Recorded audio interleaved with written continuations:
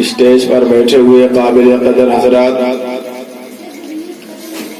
محترم سامعین، پردے میرے کے سننے والی خواتین اسلام، السلام علیکم ورحمۃ اللہ تعالی وبرکاتہ۔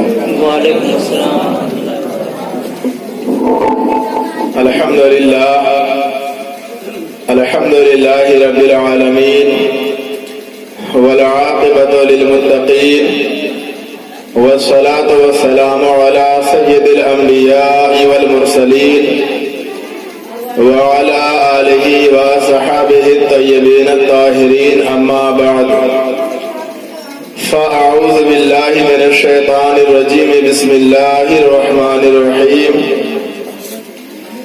یا ایہا الناس اتقوا ربکم الذی خلقکم من نفس واحدہ وخلق منها زوجها بث منهما رجالا كثيرا ونساء۔ آمنت بالله صدق الله مولانا العظيم وبلغنا رسوله النبي الأمين المكين الكريم، ونحن على ذلك لمن الشاهدين والشاكرين، والحمد لله رب العالمين۔ عزیزان محترم، آئیے ہم اور آپ کو سننے اور سنانے سے قبل آقائے نامدار، مدینے کے تاجدار، دونوں عالم کے مالک و مختار، فخر موجودات، مرکز کائنات، شہر یار ارم، تاجدار حرم، نوبہار شفاعت، ارواحنا فدا، جناب احمد مصطفیٰ محمد مصطفیٰ صلی اللہ تعالی علیہ وسلم کی بارگاہ میں نہایت ہی عقیدت و احترام کے ساتھ درود و سلام کا نذرانہ پیش کریں۔ پڑھیں اللہم صلی علی سیدنا مولانا محمد وعلی آل سیدنا مولانا محمد بارک وسلم، صلاۃ و سلام علیک یا رسول اللہ صلی اللہ تعالی علیہ وسلم۔ عزیزان محترم، بہت دیر سے آپ حضرات نعتیہ میدان میں اپنے آپ کو ڈبوئے ہوئے تھے اور اس کی نعمتوں سے مالا مال ہو رہے تھے۔ آج کا یہ عظیم الشان اجلاس جناب محمد مبین بھائی کے گھر پر منعقد ہے۔ کل انشاءاللہ ان کے بھائی کی شادی ہے، بارات ہوگی، اسی کے شکرانے کے طور پر انہوں نے یہ دینی مجلس سجائی اور بسائی ہے، جس میں آج ہم اور آپ شرکت کی سعادت حاصل کر رہے ہیں۔ اللہ رب العالمین کی بارگاہ میں دعا ہے کہ پروردگار عالم ان کی جملہ جائز تمناؤں کو قبول و مقبول فرمائے اور ان کی شادی کو خانہ آبادی میں تبدیل فرمائے، آمین۔ وقت بہت زیادہ ہو چکا ہے، میں کچھ دیر کے لیے آپ کی خدمت میں حاضر آیا ہوں۔ بات سمجھ میں آئے تب بھی واہ واہ، نہ سمجھ میں آئے تب بھی واہ واہ، کیونکہ وقت جو چل رہا ہے یہ بالکل سونے کا وقت قریب ہے، تو آپ حضرات نے سب کو وقت دیا ہے تو تھوڑا سا مجھ کو بھی آپ حضرات وقت دیں۔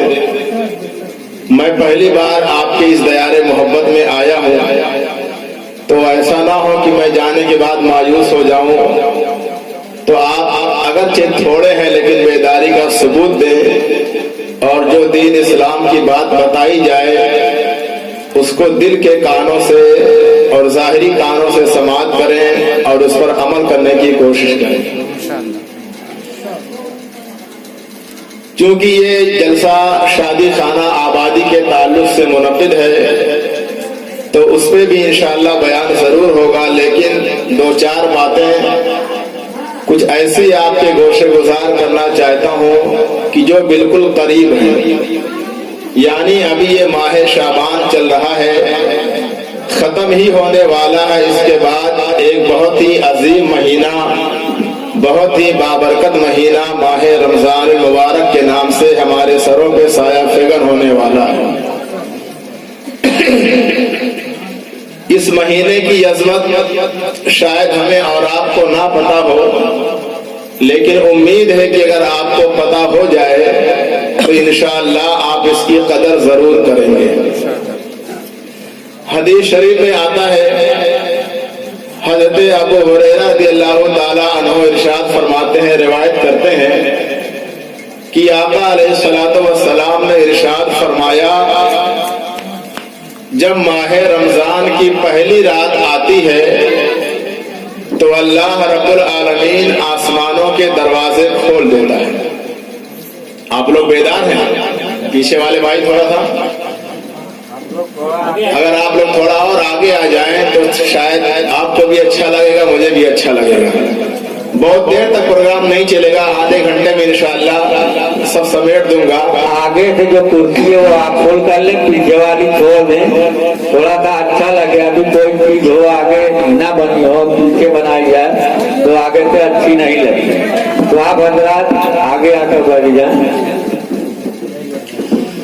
تو اللہ کے رسول صلی اللہ تعالی علیہ وسلم ارشاد فرماتے ہیں کہ جب ماہ رمضان کی پہلی رات آتی ہے تو اس رات اللہ آسمانوں کے دروازے کھول دیتا ہے اور جہنم کے دروازوں کو بند کر دیتا ہے، جنت کے دروازوں کو کھول دیتا ہے، اور جتنے شیطان ہیں، سرکش جن وغیرہ ہیں، اللہ ان کو زنجیروں میں جکڑ دیتا ہے، قید کر دیتا ہے، اور اس کے بعد پورا مہینہ ایک پکارنے والا، ایک آواز لگانے والا، ایک صدا لگانے والا صدا لگاتا رہتا ہے کہ اے طلب کے خیر، اے بھلائی کے چاہنے والے، اے اللہ سے رحمت کے طلبگار بندے، اللہ کی طرف متوجہ ہو جا، اللہ کی طرف لو لگا لے، اور اے برائی کا ارادہ کرنے والے، برائی سے رک جا،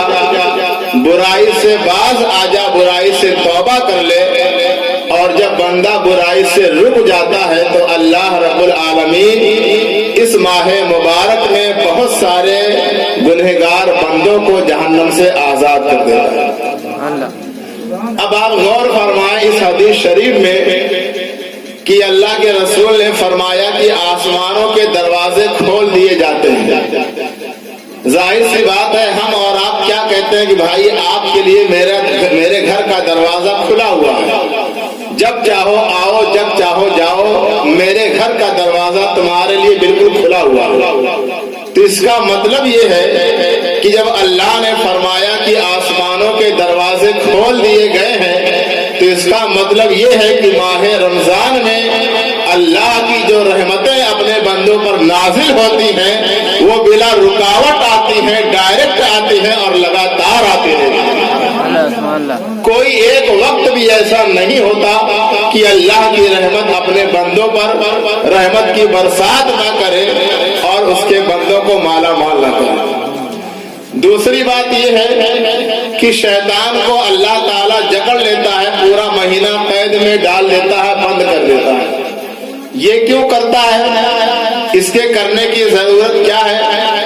تو اللہ رب العالمین شیطان کو اس لیے قید کر دیتا ہے، زنجیر میں باندھ دیتا ہے تاکہ یہ اس کے بندوں کو بہکا نہ سکے، اس کے بندوں کے دلوں میں برے خیالات نہ ڈال سکے، برے وسوسے نہ ڈال سکے، اور جب بندہ شیطان کے بہکاوے میں نہیں آئے گا، غلط کام نہیں کرے گا، اس کا دل برائی کی طرف مائل نہیں ہوگا، تو ظاہر سی بات ہے جو بندہ اللہ سے ڈرتا ہے، رسول کی فرما برداری کرتا ہے، تو وہ ماہ مبارک کی قدر کرے گا اور خوب اللہ کی رحمتوں کا حقدار بننے کی کوشش کرے گا۔ بے شک، سبحان اللہ، سبحان اللہ۔ تو یہ ماہ رمضان آنے والا ہے جس کی ہمیں اور آپ کو قدر کرنے کی ضرورت ہے، ہم اس کا استقبال کریں، اس کا بڑھ کر کے خیر مقدم کریں، سواگت کریں اور اس کی برکتوں سے مالا مال ہونے کی کوشش کریں۔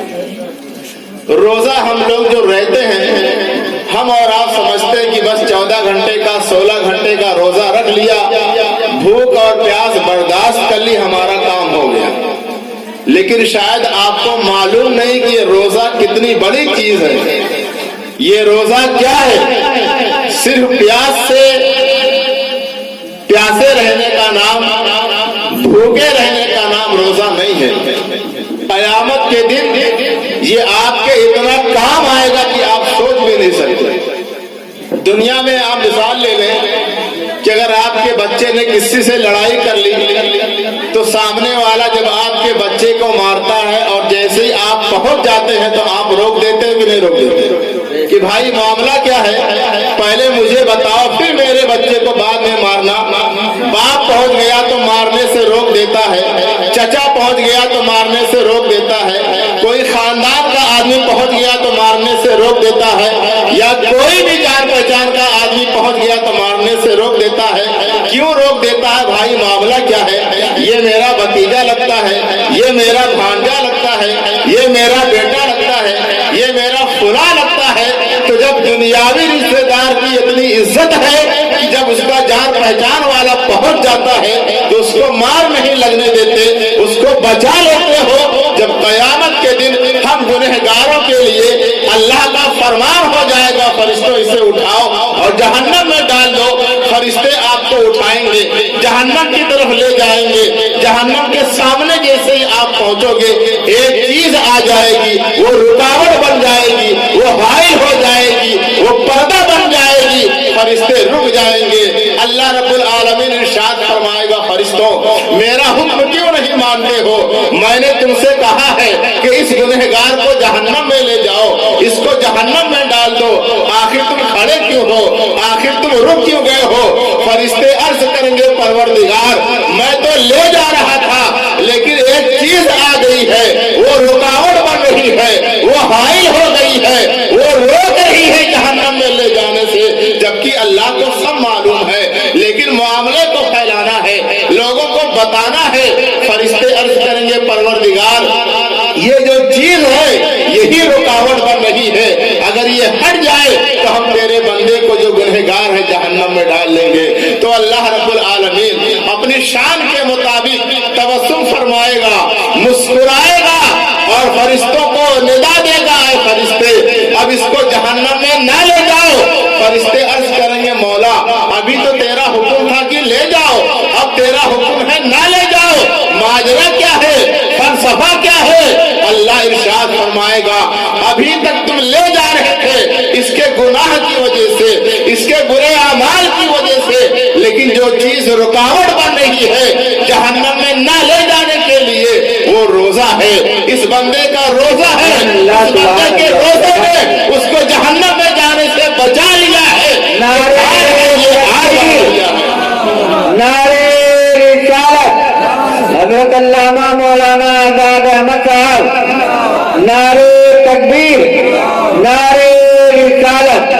सुभान अल्लाह। बात समझ में आ रही है मेरी कि ये रोजा ढाल बन जाएगा और आपको जहन्नम में जाने से बचा लेगा।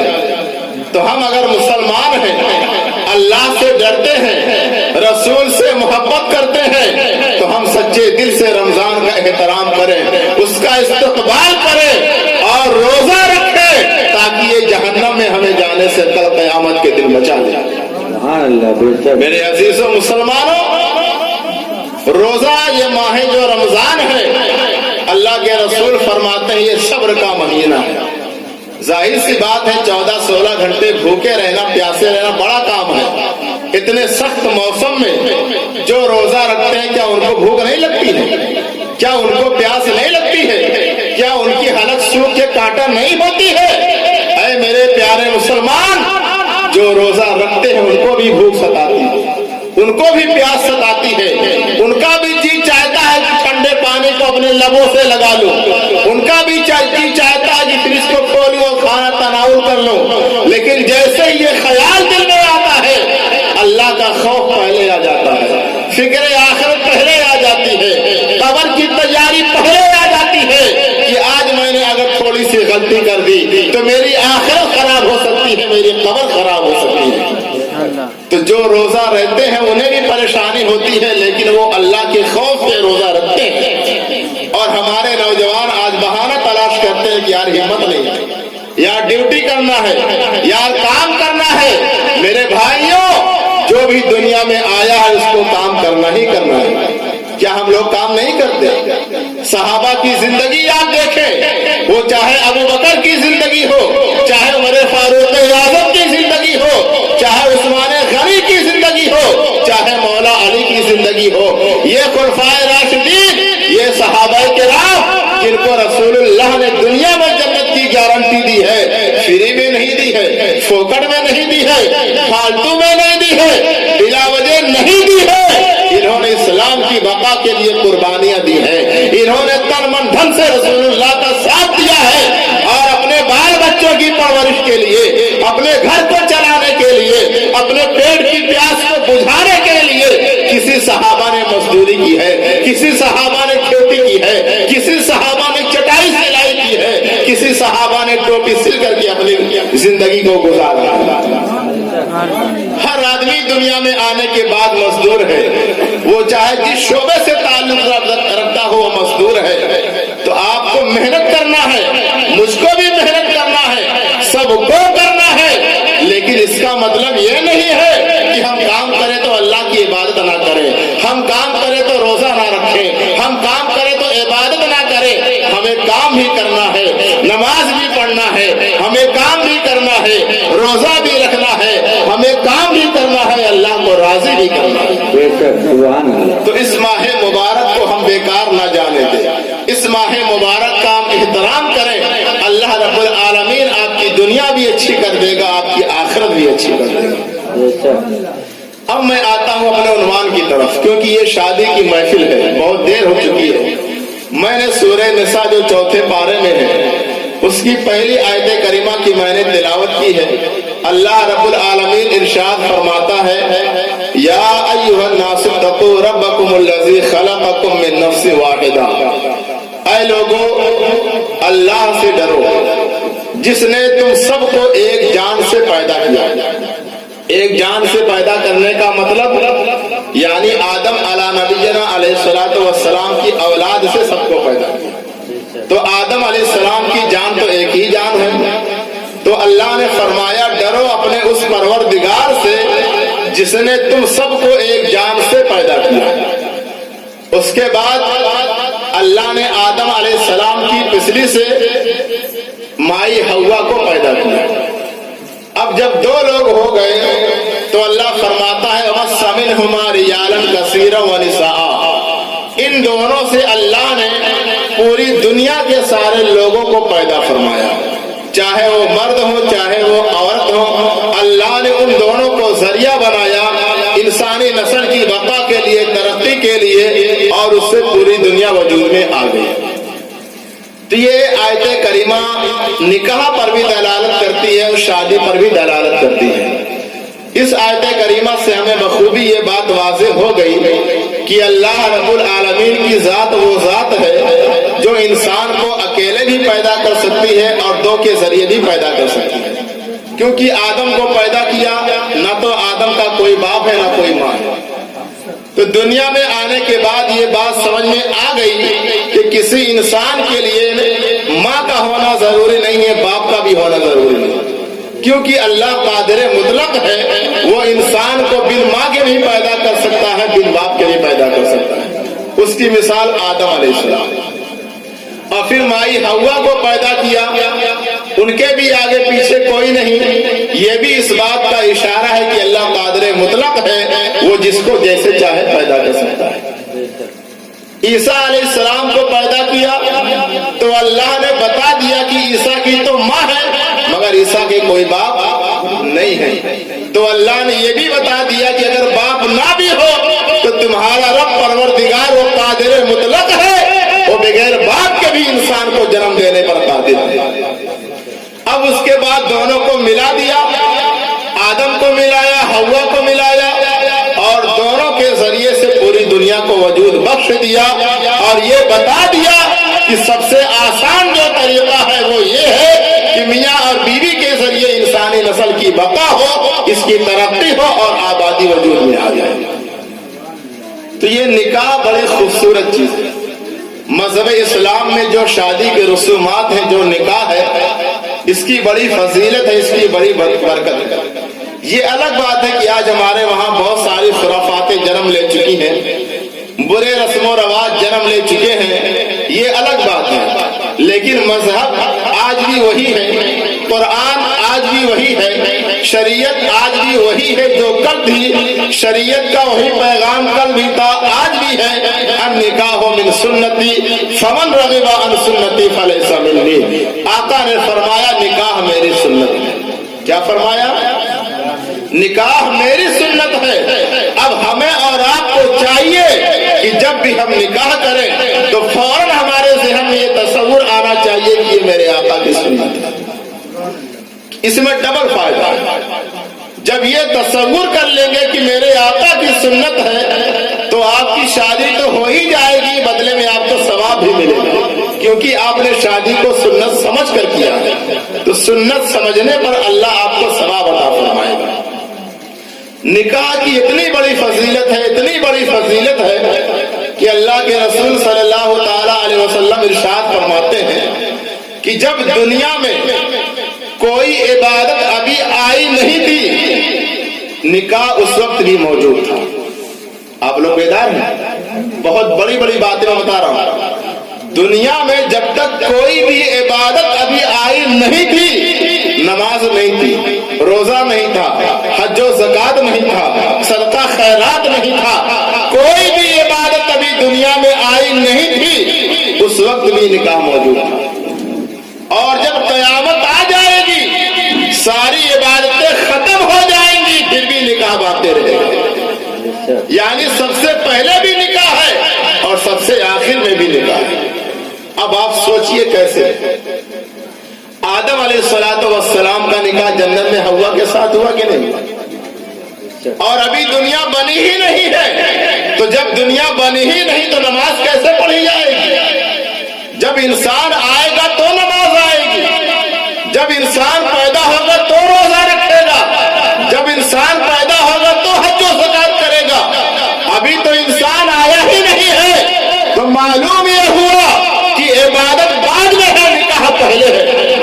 آدم کا نکاح اللہ نے حوا سے جنت میں کرایا، اس بات کا اشارہ دے دیا کہ نکاح وہ عظیم عبادت ہے، نکاح وہ عظیم کام ہے جو جنت میں ہوا ہے اور سب سے پہلے ہوا ہے۔ سبحان اللہ، سبحان اللہ۔ اب اس کے بعد جب قیامت آ جائے گی، سب لوگ فنا ہو جائیں گے، ختم ہو جائیں گے، تو ظاہر سی بات ہے نمازیں بھی ختم ہو جائیں گی۔ جب نماز پڑھنے والا نہیں ہے تو نماز کون پڑھے گا؟ روزہ رکھنے والا نہیں ہے تو روزہ کون رکھے گا؟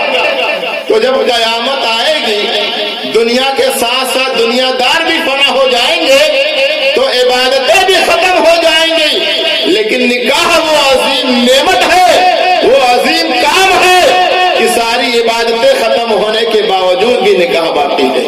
کیونکہ جب مسلمان جنت میں جائے گا، جو اللہ کے حکم کے مطابق زندگی گزارے گا، اور جب اللہ اپنی رحمت سے، اپنے فضل و کرم سے ہم مسلمانوں کو جنت میں داخل فرمائے گا، تو داخل ہونے کے بعد ہر مسلمان کا نکاح مسلمان حوروں کے ساتھ یا مسلمان بندیوں کے ساتھ۔ سبحان اللہ، سبحان اللہ۔ نعرے تکبیر، نعرے رسالت، جشن عید میلاد النبی، نعرے تکبیر، نعرے رسالت، سبحان تو اللہ۔ معلوم یہ ہوا میرے سنی مسلمانوں کہ نکاح سب سے پہلے ہے اور نکاح سب سے آخر تک رہنے والی چیز ہے۔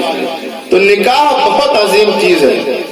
دوسری بات آپ یہ دیکھیں کہ بغیر شادی شدہ لڑکا ہو یا لڑکی، جب تک ان دونوں کی شادی نہیں ہوئی ہے، لڑکا ہو یا لڑکی، اس سے پہلے جتنی بھی وہ عبادت کرتے ہیں یا کرتی ہیں، اگر ایک رکعت نماز پڑھتی ہے یا پڑھتا ہے تو اس کو ایک ہی رکعت کا ثواب دیا جاتا ہے۔ اگر ایک رکعت نماز پڑھتا ہے تو ثواب بھی ایک ہی رکعت کا ملے گا۔ لیکن جو مسلمان لڑکا شادی کر لے یا مسلمان لڑکی کی شادی ہو جائے تو شادی ہونے کے بعد جب وہی لڑکی یا وہی لڑکا ایک رکعت نماز پڑھتی ہے تو اس ایک رکعت کا ثواب 70 گنا زیادہ کر دیا جاتا ہے۔ سبحان اللہ، سبحان اللہ۔ اللہ 70 گنا زیادہ ثواب عطا فرماتا ہے۔ اتنا فرق ہو جاتا ہے نکاح کی وجہ سے۔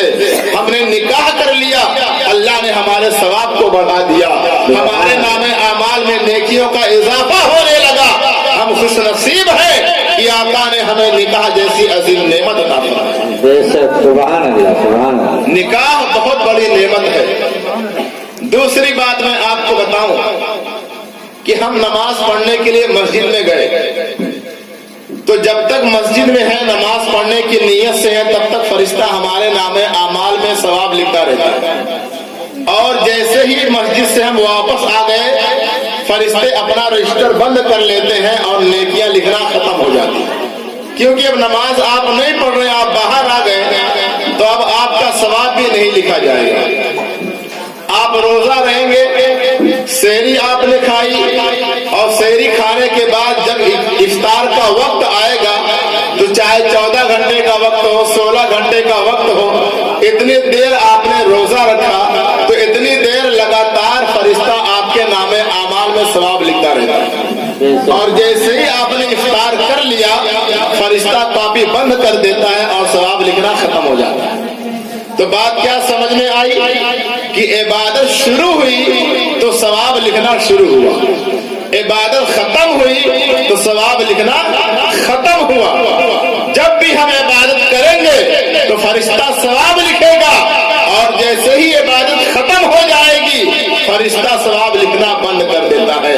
لیکن نکاح اتنی عظیم نعمت ہے، اتنا عظیم کام ہے کہ ابھی دولہے اور دلہن نے قبول کیا ہے، جیسے ہی اپنی زبان سے یہ الفاظ نکالے ہیں کہ ہاں میں نے قبول کیا، ہاں میں نے قبول کیا، اس وقت سے لے کر جب تک میاں بیوی نکاح میں رہیں گے، چاہے وہ زندگی بھر رہیں گے تو فرشتے ان کے نام اعمال میں زندگی بھر ثواب ملتا رہتا ہے۔ سبحان اللہ سبحان اللہ، بے شک یہ بہت بڑی بات ہے میرے مسلمانوں، بہت بڑی بات ہے۔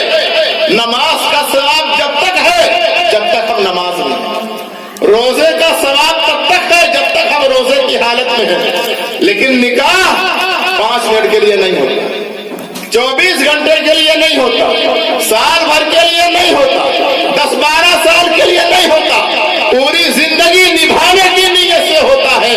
نکاح پوری زندگی کے لیے ہوتا ہے۔ تو معاملہ سمجھ میں آ گیا کہ ادھر قبول کیا اور ادھر فرشتہ لکھنا شروع کر دیا، اب وہ چاہے 60 سال کی زندگی ہو، چاہے 70 سال کی زندگی ہو، چاہے 100 سال کی زندگی ہو، جب تک میاں بیوی ایک دوسرے کے نکاح میں باقی ہیں فرشتے کا قلم لگاتار چلتا رہتا ہے، لگاتار چلتا رہتا ہے، اور آپ کے نام اعمال میں لگاتار ثواب لکھا جاتا رہتا ہے۔ سبحان اللہ سبحان اللہ، یہ نکاح کی برکت ہے، یہ رسول اللہ کی سنت ادا کرنے کا اعزاز ہے، یہ ہماری خوش نصیبی ہے، یہ ہمارے مقدر کی معراج ہے کہ آقا کے ایک فرمان پر عمل کرنے کا اجر اللہ ہمیں اتنا بڑا عطا فرماتا ہے کہ زندگی بھر فرشتے کا قلم رکتا نہیں ہے، ہمارے نام اعمال میں ثواب کا جو ذخیرہ ہے وہ جمع ہوتا رہتا ہے، اور فرشتے لگاتار ثواب لکھتے رہتے ہیں۔ سبحان اللہ سبحان اللہ۔